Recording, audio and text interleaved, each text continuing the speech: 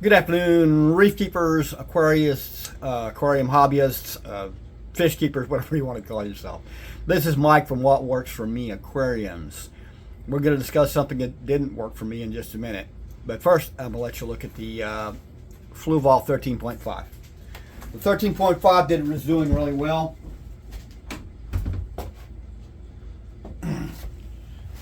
And I have no complaints. Everything is moving smoothly. However, I want you to take a quick glance at what you see.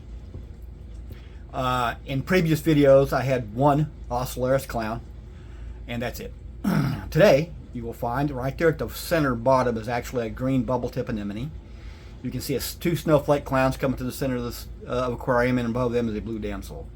There's also an emerald crab in the tank. Now, I didn't just feel like adding a whole bunch of stuff to my tank. In fact, and don't put in the comments, oh my gosh, you've overpopulated the tank. I'm well aware, okay? However, I had a little choice. First, let's talk about this tank. It's, as you can see, I think just moving right along. Everything seems great. The green star polyp right in the middle is actually the center the frag disc has moved itself over, and there's a whole new colony growing next to it on the rock. It's covered the rock there, and I'm really happy. Everything else seems to be doing quite well. Currently, it's been since last month that I changed water, which is, I'm going to have to do it now. The nitrates are at 40 parts per million, way too high. So that's my plan for the weekend, is to do exactly that, to change the water.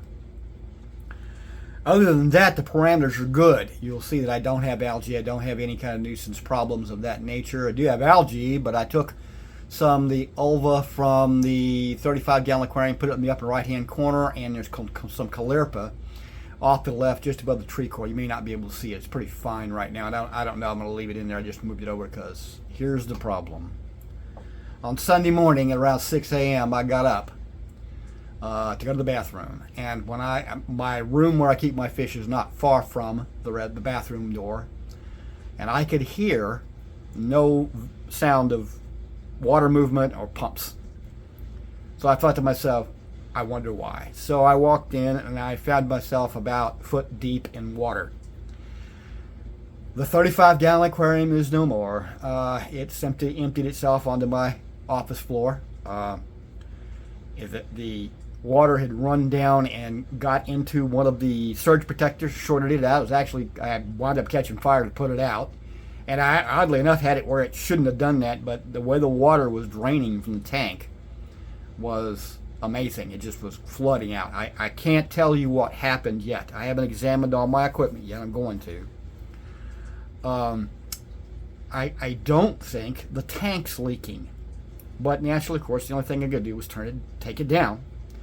And naturally, of course, that meant I ruined the bacteria bed. I destroyed basically everything in the tank, and everything else died. The urchin was above water and dead. The other anemones were laying on the rocks. They were just nothing left of them. I don't know how long it had been going on. I guess just too long. Down the little puddle in one corner, the two snowflakes and the little damsel were still alive. So I thought, well, I better pull them out of there. So I put them in here. I may very well move them, give them to someone, get rid of them somehow, but nonetheless, here we sit. So, you won't get any more updates on the 35-gallon for obvious reasons. I have a lot of rock. I have an aquarium, a stand. I've got a sump. Everything's ready to go. I'd sell it, I think, if somebody would offer me money for it. But right now, I'm not sure what to do with it. So it's just sort of sitting in my backyard. These things happen. I have virtually never had an overflow or a damaged tank, a leaking tank in my entire life, except once.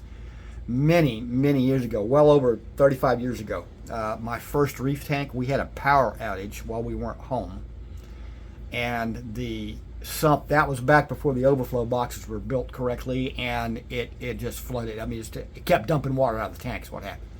And the same thing happened. It destroyed the tank, it destroyed everything, and it took a long time for my dear wife. She got down on her hands and knees and used a sander to get the salt stain out of the wooden floors we have.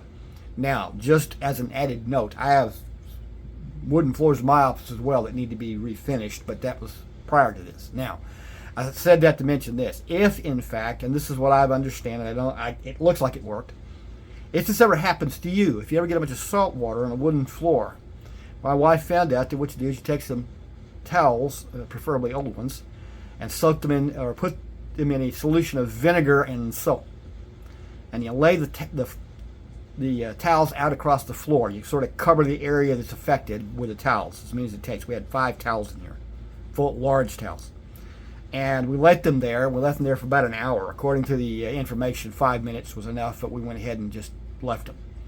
And subsequently, what occurred was I have no salt stain on my wooden floor. And this particular wooden floor I'm standing on is unprotected. It was never finished. The individuals who put this room on after the house was built didn't really go that far with this room. They just didn't finish it. So there you have it. They had it carpeted, and there's many places where there's carpet glue on the floor, and I intend to remove that eventually. But at this particular point, folks, that seems to have done the trick. There is no salt stain on my floor. Anyway, Mike from What Works For Me Aquariums, or in this particular case, what didn't work for me. So anyway, have a good rest of the day. I will keep you updated on this tank because it's the only one I've got right now. The only saltwater tank I've got right now. I was at Petco the other day, and they had a beautiful 60-gallon rimless cube. But boy, that was very tempting since I have a lot of equipment already. But I haven't made up my mind that direction yet. Anyway, folks, have a good rest of the day. And if you have any comments, leave them in the comment section. You can certainly like and subscribe. I appreciate all the folks out there that have already subscribed. I'm surprised that anybody did. One way or the other, thank you very much for watching. And this is again Mike from What Works For Me Aquariums. Have a good one.